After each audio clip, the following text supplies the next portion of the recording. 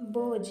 कविता अपने माता पिता की बहुत लाडली थी। 3 बड़े भाइयों की बहन थी। कोई भी चीज़ मांगने पर उसी वक्त सामने हाजिर हो जाती थी। पूरे घर में रौब था उसका। पूरे परिवार और नौकरों पर राजकुमारी की तरह हुक्म चलाती थी कविता। स्कूल में भी पूरा रौब था उसका। बड़े घर की लाडली जो थी वह। ऐसे ही उसने कॉलेज में दाखिला लिया। उसके ठाठ बाट बड़ी गाड़ी में आना जाना, हर दिन नया फैशन देखकर हर कोई उससे दोस्ती करना चाहता था।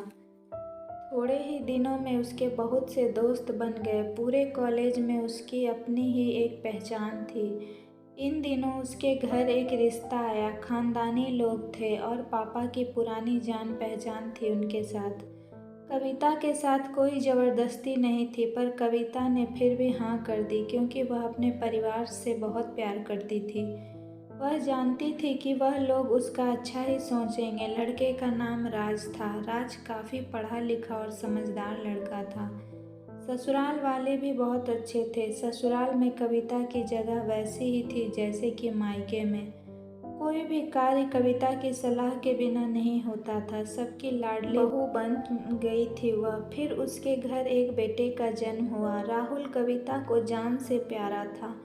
पोता पाकर ससुराल वाले तो फूले नहीं समाते थे। कविता कभी कभी सोचती थी कि उसकी किस्मत कितनी अच्छी है। उसका हर अपना उसे कितना प्यार करता है। चाहे जीवन में कैसा भी समय आए, मेरे अपने हमेशा मेरे साथ हैं। मैं कभी अकेली नहीं हो सकती। कितनी खुशकिस्मत हूँ मैं। पर शायद कविता की खुशियों को उसकी अपनी ही नज़र लग गई थी। एक दिन वह मायके जाने की जिद कर बैठी। राज को बहुत काम था, लेकिन वह फिर भी उसे ले गया। रास्ते में उनकी गाड़ी अन्य गाड़ी से टकराई। कविता, राज और राहुल बहुत बुरी तरह से जख्मी हो गए। काफ़ी दिनों के इलाज के बाद राज और राहुल तो ठीक हो गए, लेकिन कविता पूरी तरह ठीक न हो सकी। सर पर चोट लगने के कारण वह अपनी आंखों की रोशनी खो बैठी। अब कविता की किस्मत जैसे उल्टे पांव चलने लगी। मायके वाले कुछ दिनों तक उसे मिलने आते रहे, फिर कभी कभार फ़ोन ही करके पूछ लेते थे अब कैसी हो। धीरे धीरे ये सिलसिला भी कम हो गया। ससुराल वालों की सहानुभूति भी कम होने लगी। घर में किसी को पास बैठने के लिए कहती तो जवाब मिलता, बहुत काम है, अब तुम भी हाथ नहीं बटा सकती। राज भी चिड़चिड़ा हो गया था। बस राहुल ही था उसके साथ, जिसके साथ हंसते खेलते उसका वक्त गुजरता। एक दिन कविता के हाथ से कुछ सामान गिर गया, जिसकी वजह से राहुल को हल्की सी चोट लग गई।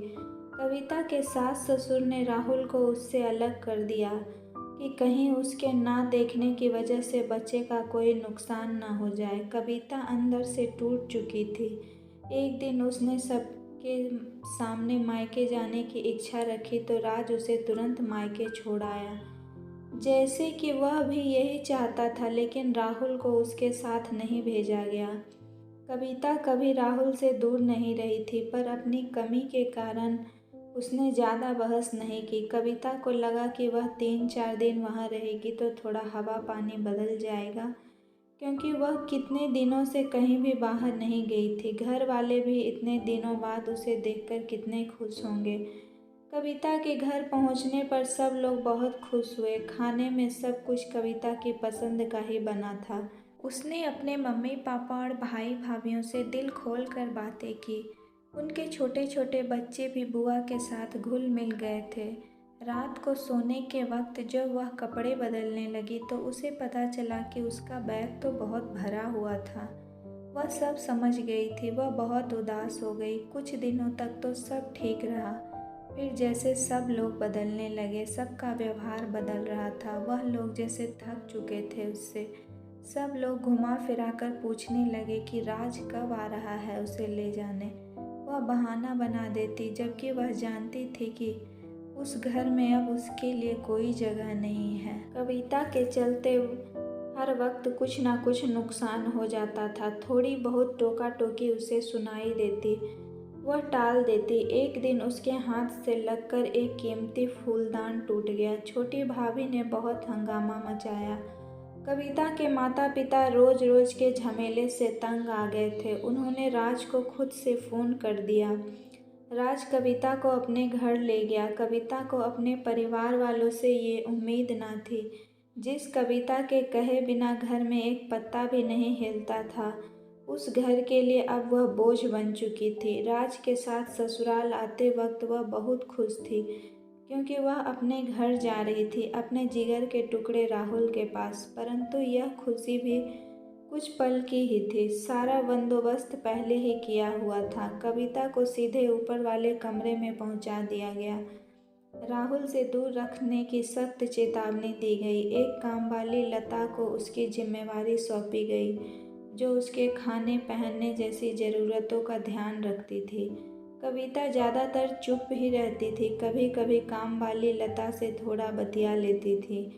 उसके जरिए राहुल का पता चल जाता था। सबकी लाडली बेटी और बहू सबके लिए लाडली से बोझ बन चुकी थी। तो दोस्तों, मेरी यह स्टोरी आप लोग को कैसी लगी? अगर पसंद आई हो तो प्लीज़ लाइक करके हमारे चैनल को सब्सक्राइब ज़रूर करें। तो मिलूंगी नेक्स्ट स्टोरी के साथ। तब तक के लिए जय हिंद, जय भारत।